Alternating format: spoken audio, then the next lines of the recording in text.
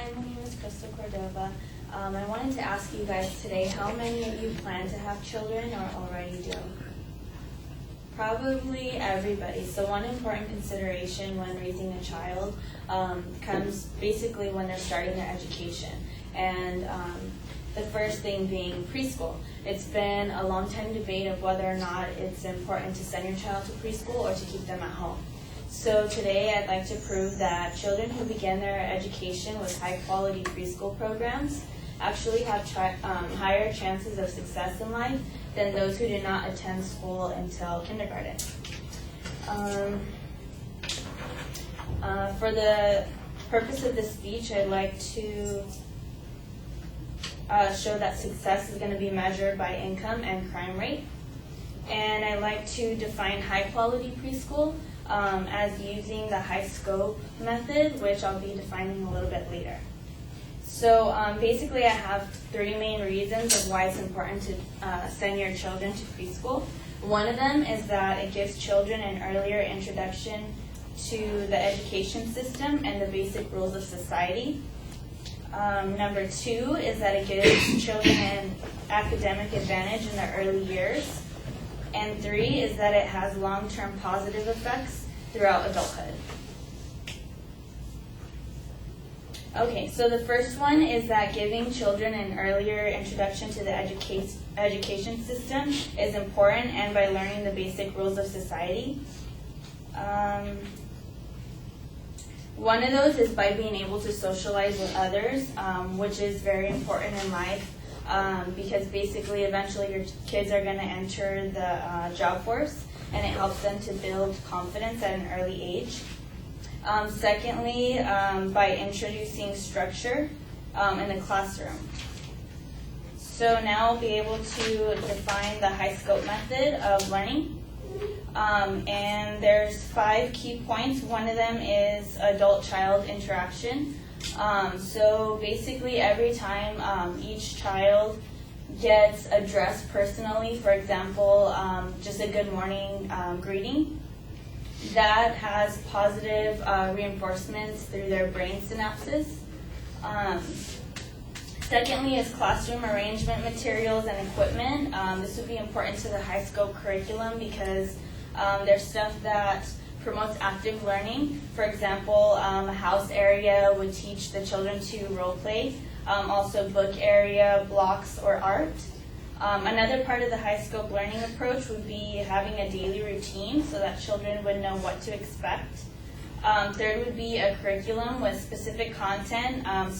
Basically those are going to have 5 main areas of literacy, communication and language, social and emotional development, physical development, health and well-being, arts, and sciences. And even within those, there would be 58 key developmental indicators that the teachers would observe to make sure that the children are learning.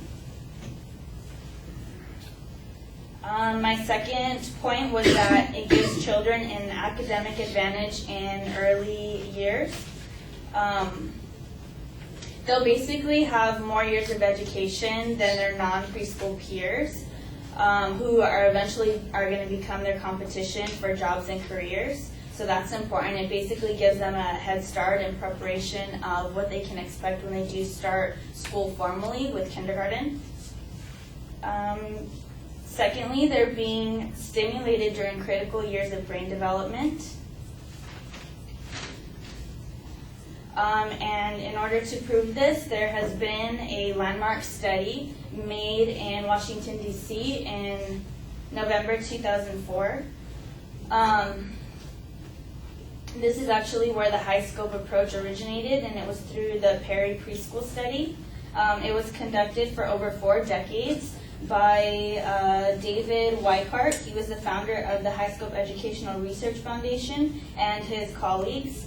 And basically they observed low-income 3 to 4-year-olds, and they participated in a study in which they were checked in for some years, once a year until they were 11, and then again at certain ages throughout their adult life.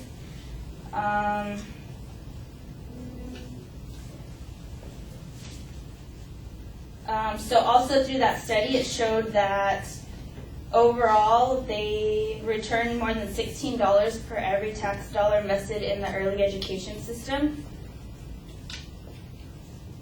And also they outperformed the study found that they outperformed non-preschool students on intellectual and language tests in school achievement between ages 9 and 14, and also on literacy tests at age 19 and 27. My last point is that it has long-term effects throughout adulthood. And the study found that they had higher earnings and were more likely to hold a job. They had a median annual earnings of more than $5,000 higher than the non-program group, which was $20,800 versus $15,300. Also, they were more likely to graduate from high school.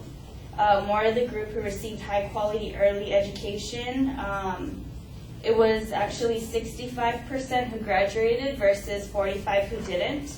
Lastly, they had a lower crime rate as well. And I did put together a few reservations. I'm out of time. Keep going.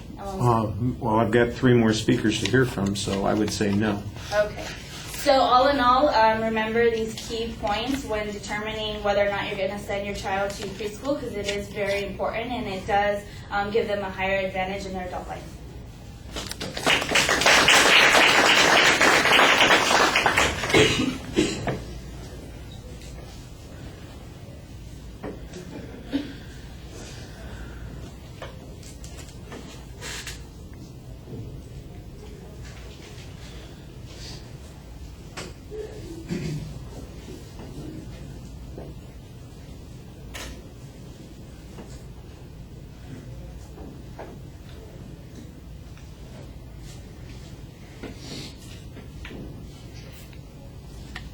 All right, you started off very well with the proposition and the setup of the structure, and I thought you did a nice job defining issues. I think that it's a little bit problematic that the study that you're going to be so reliant on doesn't come up until the last third of your speech, and that's where all the data is. Everything else before that is just a lot of assertions and occasionally a hypothetical, and when you get to the study, that's really where the information starts applying. You start explaining the justification of the study, and you give us some statistics finally about income and about graduation rates, and I think that that's pretty interesting. I do need to know a little bit more about the scope of the study, because it sounds like it's DC based, but I'm not sure if it's nationwide. We ought to know the size of the student population that was looked at. It says it's been 4 decades, but you're putting all your eggs in this one basket, and some of the quotes that you seem to be giving are they're pretty conclusionary. Like I said, the one place where you had the statistics, I thought there was something a little bit more solid there, but a lot of it seems like it's kind of self-serving. In other words, the group that put together this type of education says that, boy, it works really well, and I'm not exactly sure that that's as convincing as it could be. The statistics are harder to fabricate or to distort, and that's why I think you want to have a little bit more information on that. I thought the presentation was generally solid. I'm sorry that you ran out of time, but like I said, we've got 3 other speakers that we have to hear, and our time is limited. All right, thank you. Alex, you are next.